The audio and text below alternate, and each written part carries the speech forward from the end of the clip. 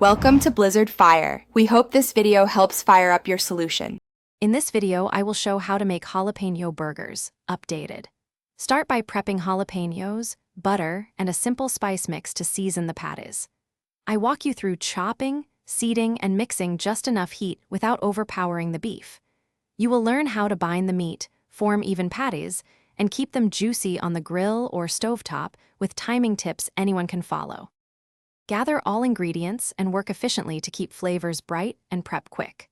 Chop jalapenos finely and decide how much membrane and seeds to include depending on your heat tolerance.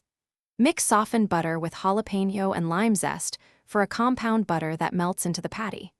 Handle the meat gently, season lightly, and form patties slightly larger than buns so they shrink to fit while staying tender and juicy. Warm your pan or grill and oil it lightly to prevent sticking and promote even browning. Sear patties until a crust forms, flip only once, and top with cheese in the final minute so it melts perfectly. Use an instant-read thermometer if you want precision, and aim for your preferred doneness.